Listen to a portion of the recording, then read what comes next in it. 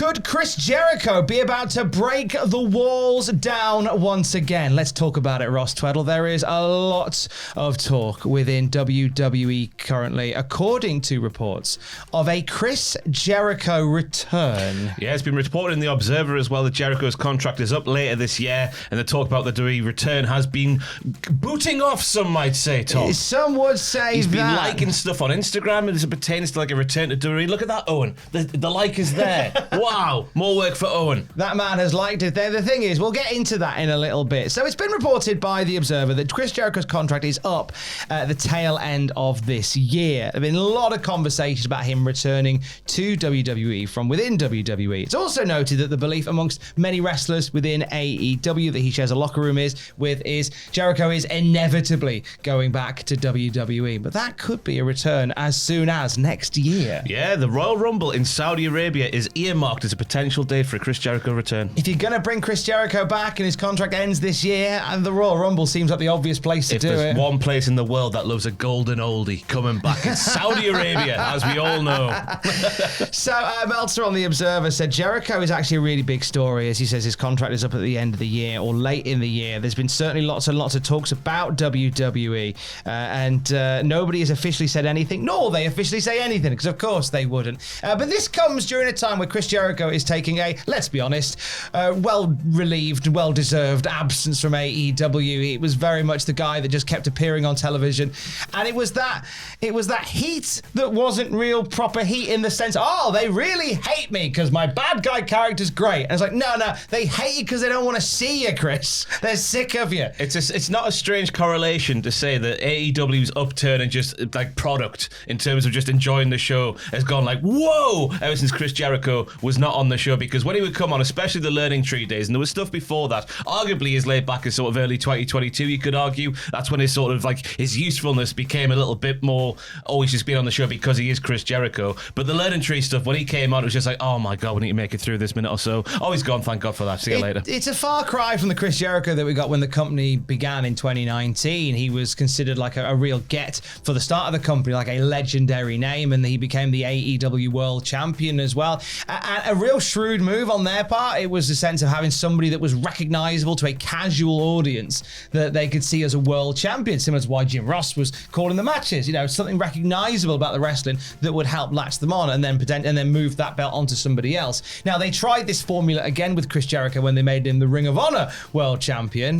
Twice they did that with the hopes of doing it to help them secure some kind of television deal. This television deal with Ring of Honor that seems to be further and further away every single week. Yeah, it didn't quite work with Ring of Honor, but certainly when it came to AEW at the start, that first 3 years in particular, Chris Jericho was fantastic on the show, fully deserving, and fully just logical choices being the first sort of world champion of the company. Obviously, a little bit of the bubbly was taken over. The meme of all memes it was for a couple of years, wasn't it, Tom? It really was. And what's been tough to watch is this decline of the in-ring quality of Jericho as well. Like, you've seen him sort of change up bits of his moves, like he added the back elbow, the Judas effect, as a way of doing less lion salts, and we're glad that he did. There's several matches that he's had in recent memory that really made me feel sad more than anything. The one he had with Adam Cole. I will say, though, there was a period of time where obviously a lot of people were like poking fun at like a late 40s man getting a bit of a belly on him and whatnot, which, you know, he's in better physical condition than Tom O'Reilly, let me tell you. But there was his more recent appearances, especially when he was bringing back the Lionheart. He really got himself back in shape. Obviously, he had the big illness when he was over here in the UK, wasn't it? And he was in hospital for a few days. And off the back of that, I felt like he really got himself back into shape.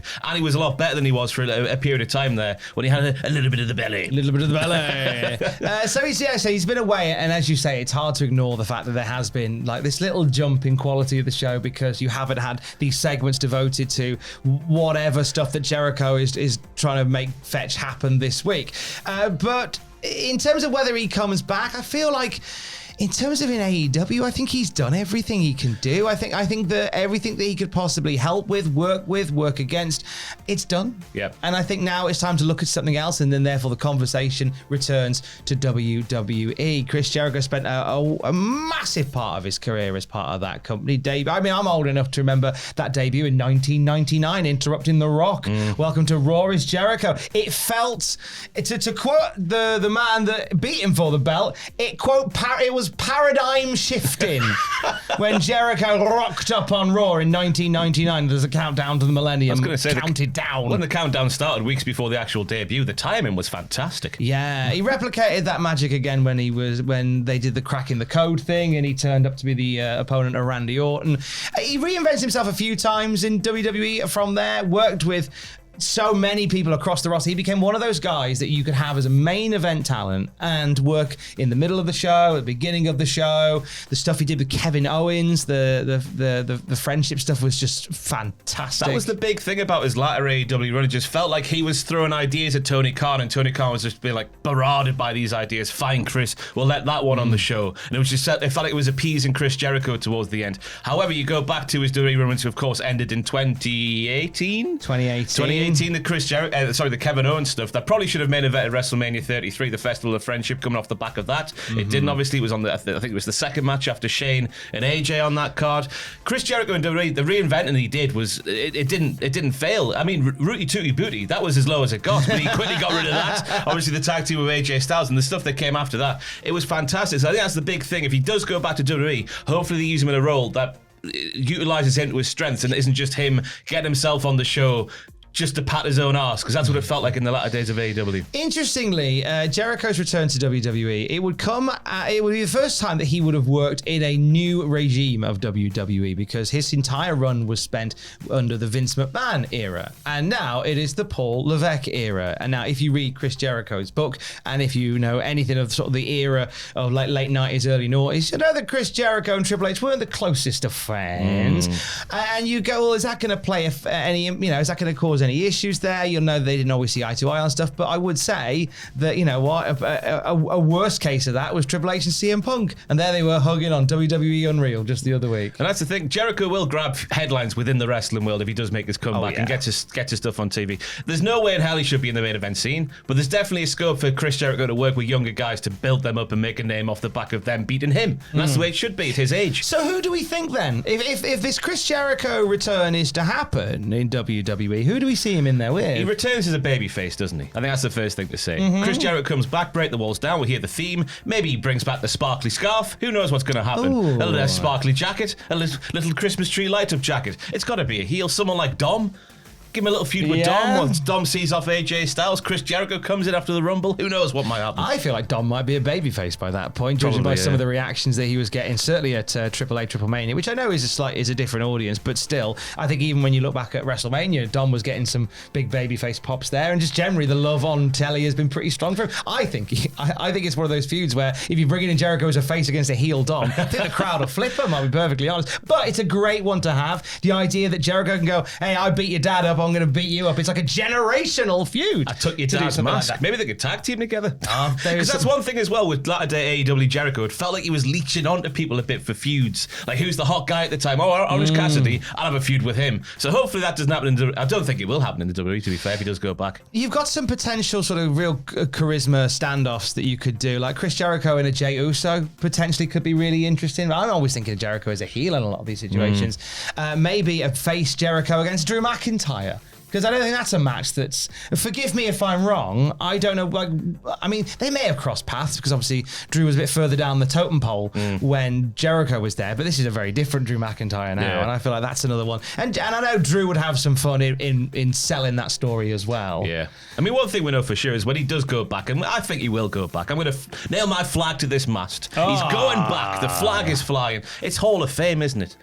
Of course How quick it happens, because Jericho's got on the record saying he doesn't care about the Hall of Fame. It's not a real Hall of Fame, all that malarkey. If it's presented to him, you might headline this year, Chris. He's gonna be cock-a-hoop. He's a 3-time world champion. He's a record-breaking intercontinental champion, multi-time tag team champion. He's done so much in the company, and it would be silly to think that he's not consideration for the WWE Hall of Fame at this point. And then obviously with that, you know, the one thing that WWE loves at the moment is lots of money. So the idea of then having him as on a Legends deal, putting him in the video games, marketing the action figures, all of that stuff that comes with a guy like Chris Jericho that you could market out the wazoo. WWE would be up for doing that, I do believe. So 2 questions to answer as we end the video, Tom. Should he go back? I think he should. I think he should as well. See out his career. Not too much of a prominent role. Have a few good matches here and there. Fine. Will he go back? Sorry to cut you off. Oh, but will he go back? Do you know what? because you'd say like, oh no, because there was some animosity and stuff in the past there, but CM Punk went back.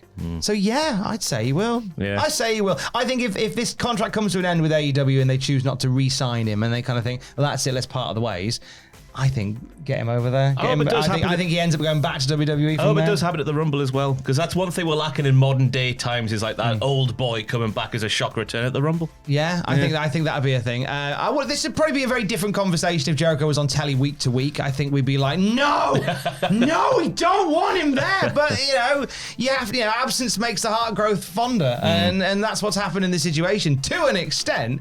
We're going to see how it plays out. Obviously, we'd love to know what you think. Let us know. Is Jericho going back? Do you think he should go back? Let us know in the comments down below. And for the very latest wrestling news at any time, you can check out Cultaholic.com. Stay safe. Goodbye now.